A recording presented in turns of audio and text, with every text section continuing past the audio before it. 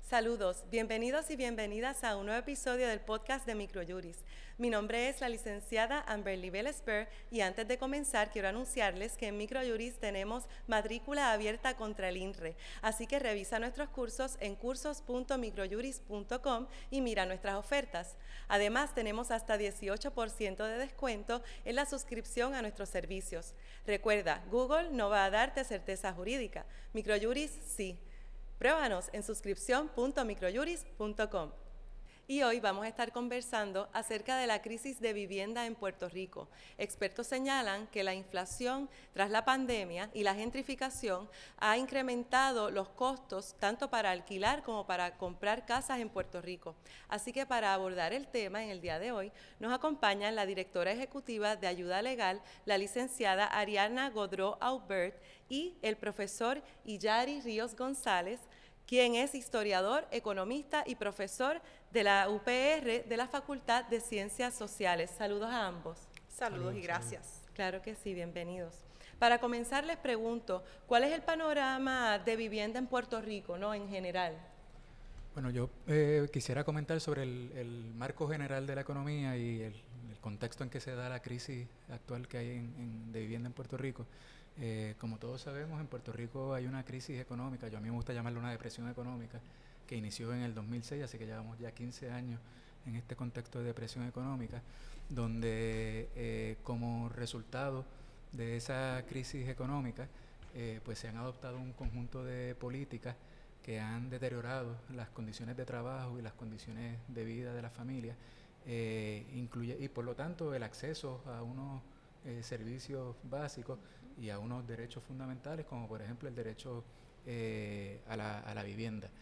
Más recientemente, con el huracán María, con la pandemia, con los terremotos, el acceso de la población, de las familias a las viviendas, pues se ha visto más restringido todavía, ¿verdad? Y me parece que el escenario que nosotros nos encontramos en este momento responde a una serie de factores económicos, algunos de ellos, ¿verdad?, que han dificultado ese acceso. Por ejemplo, en los últimos años hemos visto un proceso inflacionario muy severo que lo que hace es menoscabar el poder adquisitivo que tienen las familias y por lo tanto lo que podían, los bienes y servicios que esas familias podían tener acceso antes, hay una serie de bienes y servicios que ya no pueden tener acceso, ¿no?, incluyendo entre ellos la vivienda. De hecho, Estudios Técnicos, una firma de consultoría, produjo un informe donde señala que el índice de vivienda asequible se redujo a 69%, ¿verdad? Eso significa que la familia típica en Puerto Rico solamente tiene el 69% de los ingresos necesarios para cualificar para un préstamo hipotecario en Puerto Rico, un índice que recientemente llegaba casi o llegaba al 90%, ¿verdad?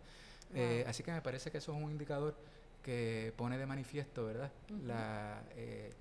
digamos lo difícil que resulta para la familia, claro, en este momento tener acceso a la vivienda, entre otros elementos. Y sobre el tema de vivienda asequible, Ariadna, si nos podrías decir, ¿verdad?, de dónde proviene este derecho, porque hemos visto que a la vez que nos comenta que cada vez hay vivienda menos asequible o hay menos fondos de la familia que lo necesita, también hemos visto un incremento de ventas, ¿verdad?, de propiedades, pero las personas que necesitan tal vez la vivienda no son tal vez los que tienen los recursos para comprarla. Así que si nos puedes hablar sobre ese derecho de la vivienda asequible, ¿verdad?, ¿de dónde proviene? Claro, cuando hablamos de vivienda asequible hablamos de uno de los componentes de ese derecho fundamental a la vivienda, que lo reconocemos como un derecho humano, que reconocemos que la vivienda, incluso en un flujo económico donde veamos inflación, donde veamos austeridad, es un derecho fundamental que debe ser protegido, debe ser garantizado, se debe dar acceso, y cuando hablamos de vivienda asequible literalmente es la capacidad que tiene la gente de poder costear una vivienda sin que esté todo el tiempo en riesgo de que un día no va a poder pagar la renta o la hipoteca. Se considera en los Estados Unidos, pero también en otras partes del mundo, que cuando una familia invierte más del 30% de su ingreso en una renta o una hipoteca, está en una posición de riesgo porque cualquier impacto económico que tú tengas, un desastre, te cortaron horas del trabajo, desempleo, un divorcio, una enfermedad, hace que tú arreglar el carro, hace que tú de momento tengas que hacer esa selección, que es lo que pasa con la gente, de tengo que pagar medicamentos o tengo que pagar la casa, y eso es parte del problema en Puerto Rico, además del problema de economía, del régimen de austeridad que llevamos viviendo, de ese aumento de las viviendas que entre 2018 y 2021 aumentaron más de un 20% en sus precios. Una de las cosas también es ese problema político que tiene que ver con no querer reconocer el derecho a la vivienda. La Constitución de Puerto Rico, el borrador de Constitución de Puerto Rico incluía una sección 20 que reconocía el derecho al techo como uno fundamental.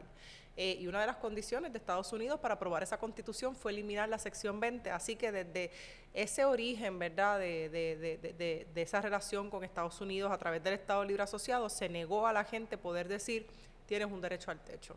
Así que hemos estado de allá para acá trabajando o buscando, haciendo como un rompecabezas de cantitos de políticas públicas, a ver dónde la gente encuentra esa garantía de vivienda asequible con cada vez menos espacio para hacerlo.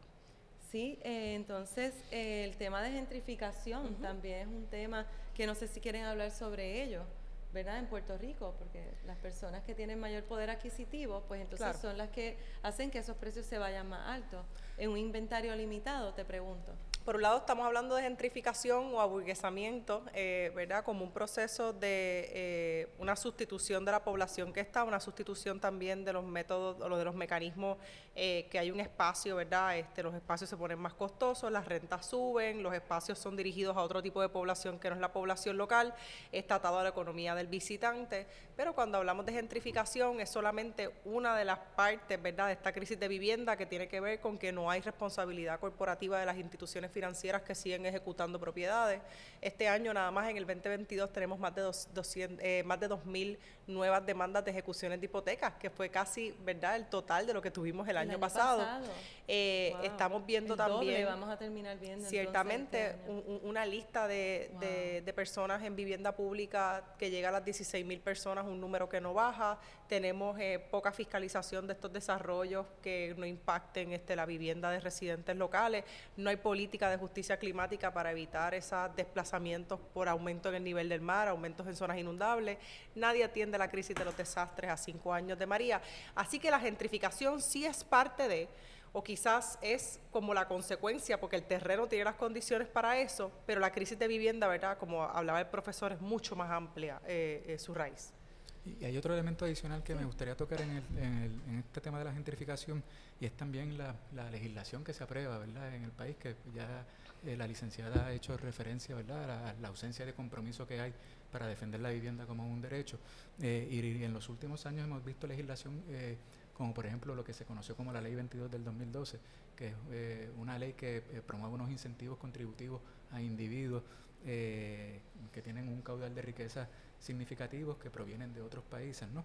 Que provienen de otros países y que han, por lo tanto, creado una presión sobre el mercado de vivienda al estar dispuesto a pagar precios por encima del valor del mercado de las propiedades, ¿verdad? Claro. De manera tal que si lo unimos a eso al contexto de crisis económica, al contexto de empobrecimiento, al contexto de precariedad laboral, las familias que no pueden ya asumir esos compromisos económicos, las familias que tienen unas necesidades particulares, materiales, pues se ven en la obligación muchas veces o tentados a vender esas propiedades, y hay un... si le ofrecen el triple de lo que costaba o de lo que tase. Sin tasación. Sin tasación. Y en efectivo, ¿verdad? Entonces, no, y he visto que el precio de venta comienza con un precio de tasación, digamos, o el doble de la tasación, pero después están como bidding, como en una subasta de quién ofrece más y más y más y más. O sea que ya la tasación no sirve. Claro, claro. Y pues eso provoca que haya un proceso de acaparamiento de las propiedades por un sector en particular, pero además de que el uso que se le da a las propiedades no es para viviendas, digamos, por ejemplo, de alquiler de largo plazo familiar, sino viviendas para recreación, entretenimiento de corto plazo, los como llamados los Airbnb y esas otras plataformas que puedan existir, ¿verdad? Que eso lo que hace fundamentalmente es sacar del mercado unas viviendas disponibles para que las familias puedan satisfacer las necesidades de techo y ponerlas a disposición de otro uso distinto a ese, ¿no? Y me imagino que eso se incrementa más en distintas áreas de Puerto Rico, como en San Juan, el área metropolitana, áreas tal vez de Dorado. Estuve recientemente cercana al tema de la vivienda, del programa de Plan 8, Y entonces me dijeron que habían muchísima gente con los vouchers listos de Plan 8 y no habían viviendas que nadie le cogiera esos vouchers. Está la gente, no sé si tienen conocimiento de eso, si ustedes trabajan con este programa también. Sí, nosotras en Ayuda Legal Puerto Rico también trabajamos con personas con sección 8 y otros programas de subsidio hay varios problemas ahí, ¿no? Por un lado, muchas viviendas, muchas personas se han salido del mercado de sección 8 porque no les es costo efectivo. Si yo puedo ganar haciendo esto un Airbnb o puedo cobrar una renta inflada, porque esa gente que vende sus casas pues se tiene que ir a algún sitio, o los que no pueden pagar una casa se van a algún sitio, prefieren pues explotar la propiedad y ganar más de lo que paga sección 8, que es una tarifa fija federal que muchas personas entienden y entendemos que es baja. Por otro lado, muchas propiedades no cumplen con los estándares de calidad que exige HUD. Y esto es bien importante, ¿verdad? Porque hemos visto que en la medida en que las viviendas se encarecen, también las viviendas que están disponibles a menor precio son viviendas que muchas veces están en condiciones que no están adecuadas para la vida humana.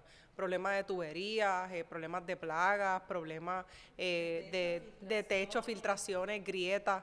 Así que estamos hablando de una situación que está empujando a la gente que alquila, ¿verdad? Que se estima que se dice que una tercera parte de las propiedades en Puerto Rico están para alquiler a condiciones más peligrosas. Y pues aquí el tema para nosotras principal es la falta de conocimiento que tiene la población, tanto de caseros como inquilinos, de sus derechos, pero por otro lado la falta de política pública, que sabe que esto está pasando, que esto es una crisis anunciada, que este es el espacio del capitalismo del desastre y que no están actuando sobre ella. Y en política pública, puntualmente, ¿qué aspectos nos podrías decir que hay que atenderse de inmediato? Puerto Rico no tiene una legislación protectora de las personas que alquilan, más allá de lo que pueda existir para personas que reciben algún tipo de fondo de asistencia federal, desde 1995. Nosotras tuvimos una ley que se llamaba la Ley de Alquileres Razonables, que tenía muchos desperfectos, pero también muchas luces, entre ellas establecer a qué medida se pueden aumentar las rentas. Uno de los casos que más tenemos ahora con mayor frecuencia, incluyendo este caso grande de Bayola Apartments, es un caso donde residentes de momento de un edificio se les aumenta una tercera parte de la renta de la noche a la mañana, ¿no? ¿Y qué protecciones tiene un inquilino? Un 30%. Un 30%. Así que estamos hablando de estas personas que pagaban 700 a pagar 1,000 de la noche a la mañana. Y en un país donde la gente no tiene recursos, eso no es una posibilidad. Así que esa ley de alquileres razonables de 1946, que precisamente se crea por la falta de vivienda después de desastres, para evitar la especulación, y así habla la exposición de motivo de la ley, se deroga en 1995, los años esos de bonanza y de especulación, y de repente pues es muy poca la protección. Los procesos de desahucio son sumarios, en menos de 30 a 35 días las personas están fuera de las casas, las vistas se pautan para cada 15, 20 minutos en los tribunales. Así que es devastador lo que está ocurriendo, ¿verdad?, con ese tema de la gente que alquila. En términos de políticas públicas, necesitamos primero registros de arrendadores. Si tú vendes jabones, tú tienes que registrarte, pero si tú alquilas, no. Y eso permite, ¿verdad?, evitar la impunidad. Necesitamos también que el proceso de desahucio sea un proceso con garantías. El 94% de la gente va sin abogado al proceso de desahucio, mientras que los caseros tienen representación legal en un 63%. Así que hay mucha inequidad, ¿no? Y creo que hay muchos espacios de política pública y ahora mismo hay varios proyectos presentados en esa dirección. Hace falta foro y vistas públicas para ello. Y voluntad política. Claro. ¿Cómo tú ves entonces esa temperatura de esos proyectos en la legislatura? Yo creo que ha habido un creciente interés de la legislatura multipartita de aprobar legislación que atienda el tema de la vivienda. Creo que vamos poco a poco, la necesidad y el impacto que está teniendo la falta de vivienda en la economía, por ejemplo, en pensar en los médicos. Los médicos, pues una de las cosas que levantan es que no tienen dónde vivir. Los estudiantes, pues no tienen dónde vivir. El impacto que tiene la economía, yo creo que está habiendo un cambio poco a poco. Al momento hay varios proyectos de alquileres y eso es un logro de política pública. La preocupación, ¿verdad?, es si para Fortaleza es una prioridad y nos parece que en estos momentos no lo es. Antes de ir al tema de la inflación, yo quería preguntarte, para dejar claro, los derechos que tiene un inquilino, por ejemplo, de notificación, o sea, las personas que nos están viendo lo podrían compartir. ¿Qué derechos son esos que tiene un inquilino? Mira, un derecho clave, primero, ¿verdad?, es que las personas que alquilan también tienen derechos aunque esté alquilado y que ninguna persona te puede sacar a la fuerza de tu casa. Sigue siendo uno de los mayores temores y una de las cosas que más con frecuencia vemos, caseros que... El derecho a la posesión. El derecho a la posesión. De ahí no te va a sacar Nadie, o te sea, la fuerza no. te cambian el candado, te cierran la puerta, te sacan las cosas. Ese tipo de acción es una acción no solamente incorrecta, sino que es criminal, es ilegal y las personas tienen derecho a defenderse contra ella, pero también el hecho de que tienen derecho a representación legal, tienen derecho a responder una demanda de desahucio. Si te van a desalojar, tú no te tienes que ir cuando te lo dicen. Hay un proceso legal que hay que completar, aunque tú debas, aunque el contrato se haya terminado. Y son cosas que muchas veces la gente no conoce, particularmente poblaciones históricamente vulnerables, como adultos mayores, que son los que más están llegando a ayuda legal a Puerto Rico. Y también el tema de las personas inmigrantes, que es una población bien vulnerabilizada, y que vive pues con la doble amenaza de que me van a desalojar ilegalmente me van a llamar inmigración. No, el cruce es interesante con las personas mayores y la vivienda, porque tenemos una sociedad envejecida y entonces hay inflación, que el peso te dura menos, ¿verdad? Se gasta en menos cosas. Wow. Quería hablar entonces de la inflación. ¿Está directamente relacionado o cómo está relacionado con la crisis de vivienda en Puerto Rico? Bueno, cuando hablamos de sobre todo tras la pandemia, que es que... Sí, cuando hablamos de inflación estamos hablando de un aumento sostenido en el nivel general de los precios, ¿no?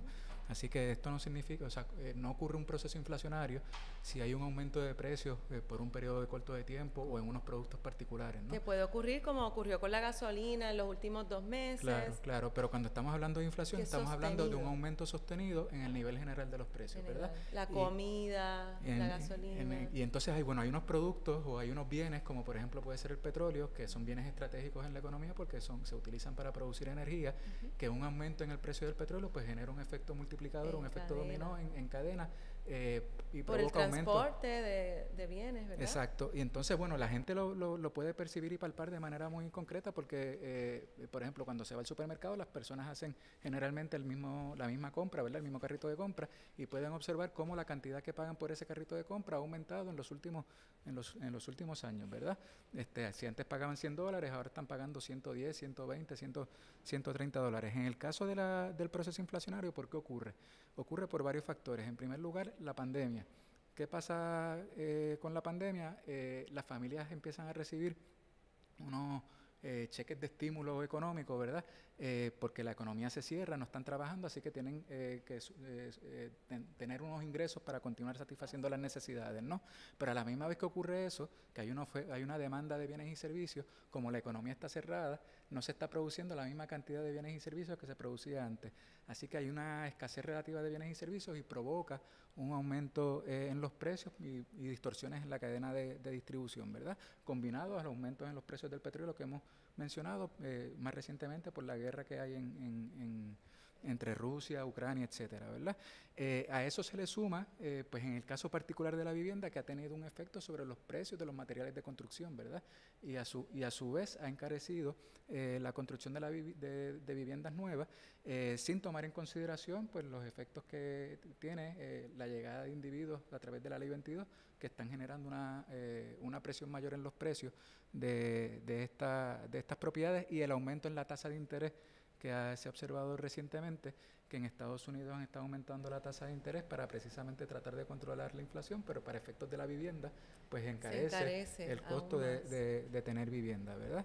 Así que todo eso está ocurriendo en un contexto, en el caso de Puerto Rico, de políticas de austeridad, de precarización del trabajo, que provoca entonces una paradoja que, a pesar de la reducción en la población que se está observando en Puerto Rico, a pesar del aumento de propiedades o viviendas vacantes que hay en el país, se continúa observando que hay una creciente dificultad de amplios sectores del país, donde hay una tasa de pobreza de 40 a 45%, en poder satisfacer la necesidad de un techo, ¿verdad?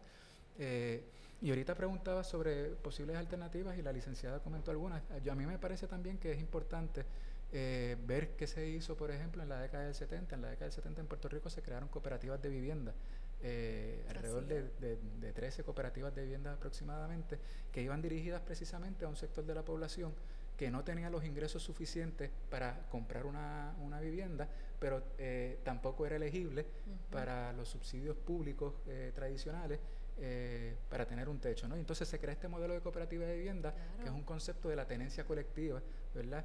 De la propiedad, ¿verdad? Y que le da ciertas seguridades y ciertas garantías a las personas de que no van a ser desplazados, de que no le van a subir la renta. De que no le van a subir la renta, que la junta de directores son los mismos vecinos de la comunidad que son electos en asamblea, ¿verdad? Y me parece que es una reflexión que tenemos que tener sobre país, como país, sobre la vivienda segura. La vivienda segura la tenemos comprando una casa con una hipoteca, que la casa no es de nosotras, que hasta que se la paguemos al banco en 30 años, o debemos pensar también otros modelos distintos donde la tenencia sea colectiva, ¿verdad? De esa vivienda. Sobre cooperativismo, ¿han estado ustedes en comunicación con el sector cooperativista? Hemos estado en comunicación. Yo soy nacida, criada y hasta hace muy poquitos años residente de la cooperativa Los Robles, donde todavía vive mi familia. La realidad es que el cooperativismo es además un compromiso político de acceso y de desarrollo comunitario.